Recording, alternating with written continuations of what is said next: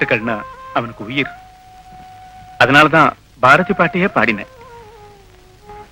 அந்த பாட்டை கேட்டு வந்துட மாட்டானாங்கிற ஆசைதான்.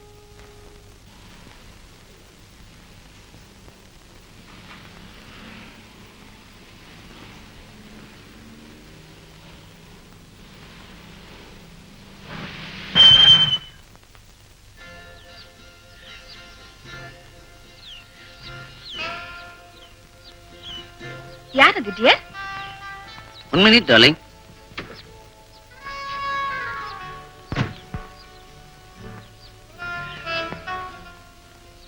டேய் தம்பு, என்னடா இது கோலம்? உன்னை எங்கெல்லாம் தேடுறது? டேய், நம்ம 3 பேர்ல யாரு யோக்கியமா வாழ போறோம்னு பேசிக்கிட்டமே, நான் தாண்டா பரம யோக்கியன். இப்ப என்னுடைய உத்தியோகம் என்ன தெரியுமா? ஒரு ஹஸ்பண்ட். அவளுக்கு மட்டுமில்ல, அவ ஆஸ்திக்கும் கூட. பாவம் விதவை, என்னை விட வயசானவ. மனைவியா வாழ்க்கை கொடுத்தேன், புருஷனா சம்பளம் எடுத்துக்கிறேன். That's all. உருப்பட மாட்டீங்கடான்னு சொல்லிக்கிட்டே இருந்தானே அந்த லட்சியவாதி, இப்ப அவன் என்ன பண்ணிட்டு இருக்கான் தெரியுமா? அது இருக்கட்டும், நீ ஏன்டா இப்படி பைத்தியக்கார மாதிரி இருக்க? பைத்தியக்காரனா? நானா? திலீப் என் கூட இருக்கிற வரைக்கும் நான் ஏன் சார் பைத்தியக்காரனா இருக்க போறேன்? என்ன, திலீப் உன் கூடவே இருக்கானா? போடா பைத்தியம்.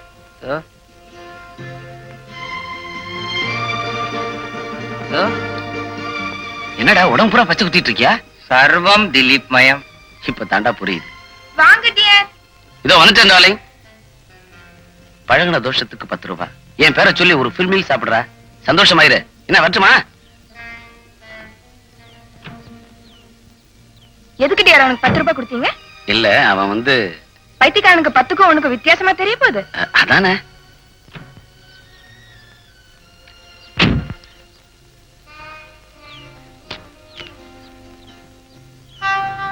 விதவைகள் வாழ்க.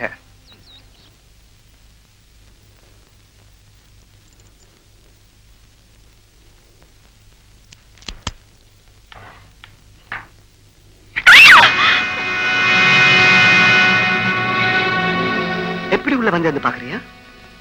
கதவு இருக்கிற அளவுக்கு ஜன்னல் ஸ்ட்ராங் இல்ல. பழைய வீட்டுக்காரன் பெட்டி படுக்க எல்லாம் வெளியே தூக்கி எறிஞ்சிட்டான்னா அதுக்காக இந்த கோடான் தான் கிடைச்சதா? என்கிட்ட ஒரு வார்த்தை சொன்ன, அப்படி என்ன தப்பு பண்ணிட்ட? என்ன ஏன் அப்படி டார்ச்சர் பண்ற? உண்மையில பிரியப்பட்ட, உன்னை கல்யாணம் பண்ணிக்க ஆசைப்பட்ட, நீ ஒத்துக்கிட்ட. പക്ഷെ நீ ஒரு கண்டிஷன் போட்ட, அதுக்கு நான் ஒத்துக்கிட்டேன். உன் ஃப்ரெண்ட் ரங்கன், அவனுக்கு வேலை வாங்கி கொடுத்த, அது அவன் ஒத்துக்கல. அதுக்காக என்ன தண்டிக்கிறியா? Why do you penalize me for no fault of mine? தேவி, எதுக்குமே ஒரு எல்லை இருக்கு. இந்த வாரத்துக்குள்ள நம்ம கல்யாணம் நடந்தாகணும். அதுக்கு நீ சம்மதிக்கலனா I'm going to kill myself. Drama துப்பாக்கி ஒண்ணு பாக்குறியா?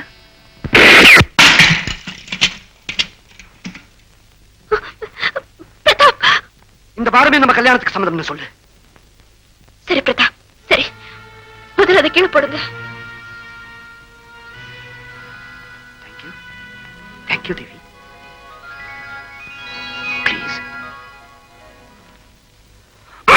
எடா கொஞ்சம் கல்லா ராஸ்கல், நைட் பண்ண பிரதாப், எത്ര பாக்கியவானாடா நீ. தகவல் ஏதாவது தெரிஞ்சதா அவனை பத்தி? அங்கங்க சொல்லி வச்சிருக்கோம். ரொம்ப ட்ரை பண்ணிட்டு தான் இருக்கோம். ஆர்கேபுரம் முருகன் கோயில்ல அர்ச்சனைக்கு ஏற்பாடு பண்ணிருக்கோம். நீங்க? ஐயோ, நான் இன்னும் ரெடியாவே இல்ல. இன்னும் ஷேவ் பண்ணிக்கல. காலம்பரம் மணிக்கணக்கா சாதக மண்டபத்துல நேரம் செலவழிப்பேன். ஆனா 10 நிமிஷம் செல்ஃப் ஷேவ் பண்ணிக்க வணங்குறது இல்ல. அது சோம்பேறித்தனமா இல்ல தம்புர பிடிக்கிற கையால கத்திய பிடிக்க கூடாதுங்கிற நினைப்பா தெரியல. ஆமா, இங்க சொல்லி அனுப்பிச்சா பார்பர் யாராவது வரமாட்டாங்களா? அதெல்லாம் நம்ம ஊர்ல தான். இங்க சலூனுக்கு தான் போயாகணும்.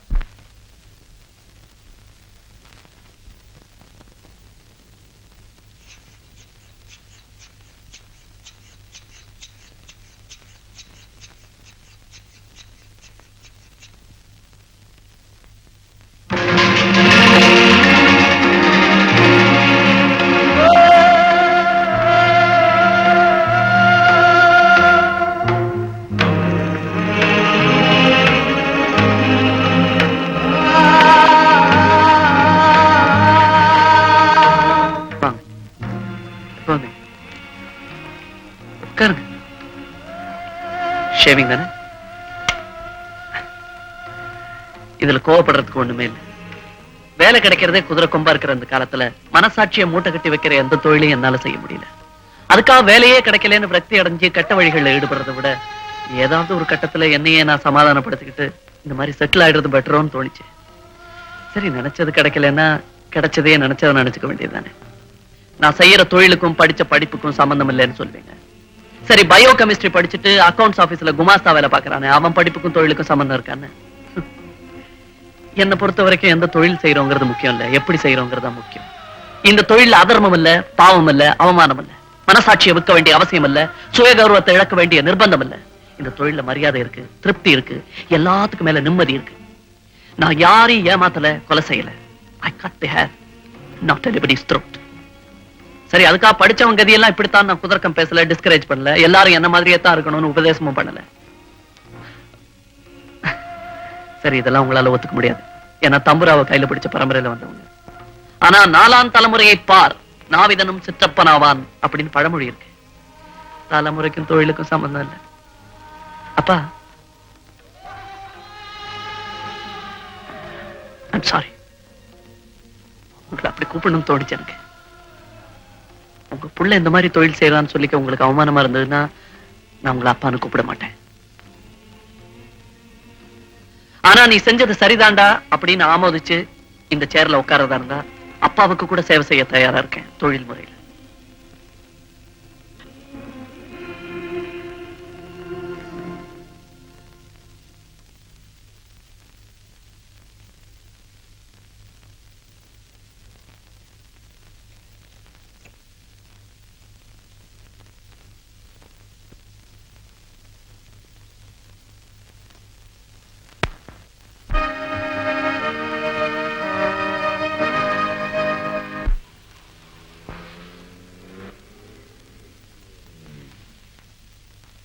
தாலி கூட கைக்கு வந்தாச்சு. நான் எவ்வளவு எக்ஸைட்டட் ஆயிருக்கேன்னு தெரியுமா? பதட்டத்துல ஐயருக்கு தாலி கிட்டுடுவேணும்னு பயமா இருக்கேன். தீர்த்த கரையினிலே தெற்கு மூலையில் செண்பக தோட்டத்திலே பார்த்திருந்தால் வருவேன் வெண்ணிலாவிலே பாங்கியோடென்று சொன்னாய், வார்த்தை தவறிவிட்டாய் அடி கண்ணம்மா, மார்பு துடிக்குதடி.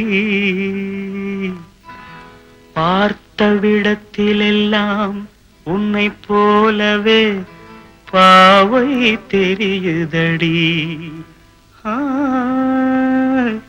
பாவை தெரியுதடி. தீர்த்த கரையினிலே தெற்கு மூலையில் செண்பக தோட்டத்திலே, தீர்த்த கரையினிலே தெற்கு மூலையில் செண்பக தோட்டத்திலே பார்த்திருந்தால் வருவேன் வெண்ணிலாவிலே பாங்கியோடென்று சொன்னாய், வார்த்தை தவறிவிட்டாய் அடி கண்ணம்மா, மார்பு துடிக்குதடி. பார்த்த விடத்திலெல்லாம் உன்னை போலவே பாவை தெரியுதடி. பாவை தெரியுதடி. மேனி கொதிக்குதடி, தலை சுற்றியே வேதனை செய்குதடி. வானிலிடத்தை எல்லாம் இந்த வெண்ணிலா வந்து தழுது பார், மோனத்திருக்குதடி இந்த வையகம் மூழ்கி துயிலினிலே. நான் ஒருவன் மட்டிலும் பிரிவென்பதோர் நரக துழலுவதோ, நான் ஒருவன் மட்டிலும் பிரிவென்பதோர் நரக துழலுவதோ. தீர்த்த கரையினிலே தெற்கு மூலையில்